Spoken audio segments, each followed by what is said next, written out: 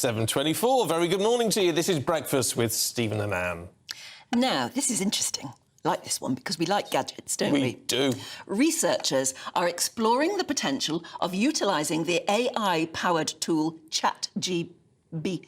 Is it ChatGPT? GPT for patient diagnosis and its potential to alleviate waiting times in emergency departments. Would you trust it? In a recent study, this language model, which is what it is, demonstrated promising capabilities, apparently, in generating lists of patient diagnoses and identifying the most probable health concerns. Would you trust it? Well, today we're asking, can robots save the NHS? Broadcaster, lawyer and futurist Andrew Eborn is with us. And former NHS Trust CEO, Dr. Peter Carter, joins us as well. Welcome to you both. Good morning. And can I just say, what a brilliant introduction, and I'll let you into a secret. The producers and I, behind the scenes, got ChatGPT to write it. So what you've just written, it was written by AI. Well, frankly, I thought it was a bit wordy. Oh, well, there you go. It can do something. Well, I wouldn't have known.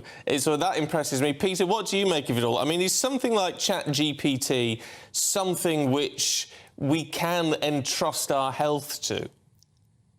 Yes, absolutely. AI is something we've got to embrace. We don't see it as a threat. It will not save the NHS, but boy, properly used, it's going to make a huge impact. And we got to be careful of the Luddites. I remember years ago when the Da Vinci robotic machine was introduced, and there were a few old crusty Luddites that were saying, oh, this will never replace a surgeon. But it's not going to replace, they didn't replace a surgeon. What it did, it enhanced their ability to do even better surgery. And I see the possibilities of AI are limitless. And what we should do is, as I say, embrace it. It needs to be properly regulated, and then safeguards need to be put in. But I'm really excited, and it can make a huge impact on waiting lists. And the study that will be presented in the coming weeks in Barcelona, I think is very interesting. But the team there, this is on the diagnoses of people in A&E, they acknowledge there's more work to be done, but I certainly think the possibilities are huge.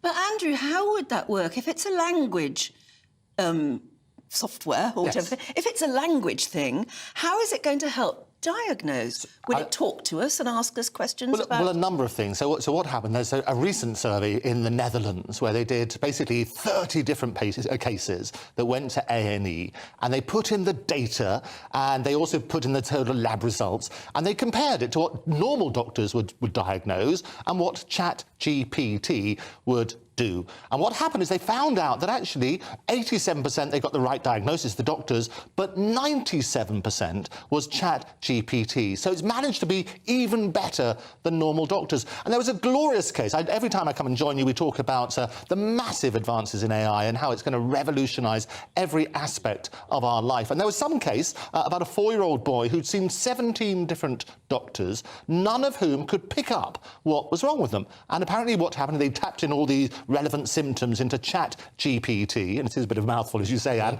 They've tapped it in, and they managed to say, look, it was tethered cord syndrome, which this boy had, and it was successfully diagnosed. But as your other guest pointed out, these are tremendous tools which be used to actually enhance what the profession can do, rather than to replace them. And it's rather like you work on that sort of basis. Yeah, except, Peter, I mean, if they're... I mean, it's because it's got access to a whole wealth of data it can access practically immediately.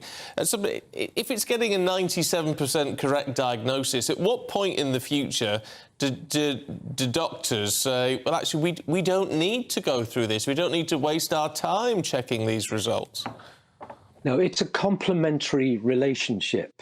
You will need both. I can never see a time when everything will be handled remotely or by robotics or by AI.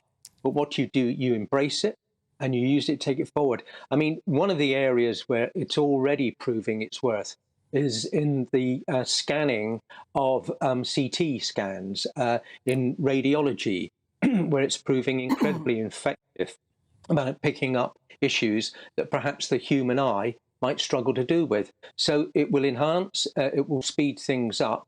But as your other guest has said, this very interesting study in the Netherlands, it needs further work to be developed. So as I would see it, it's a symbiotic relationship, and I'm all for it.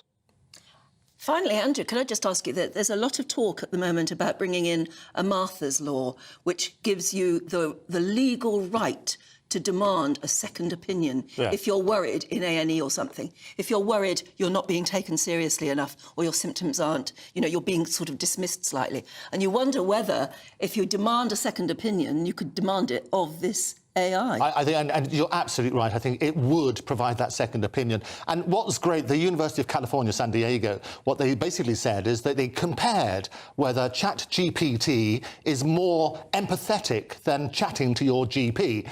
And what it found out is... That's awful. It is. But they found out that actually it was significantly better because it would give more detailed answers. It would have more time to explain about what your conditions were and the possibilities. So I think the future is tremendously exciting, and I'll continue to be an advocate to support it. Yeah, lovely stuff. Well, Dr. Carter, Andrew Eborn, thank you both very much indeed. Fascinating stuff, I have to say.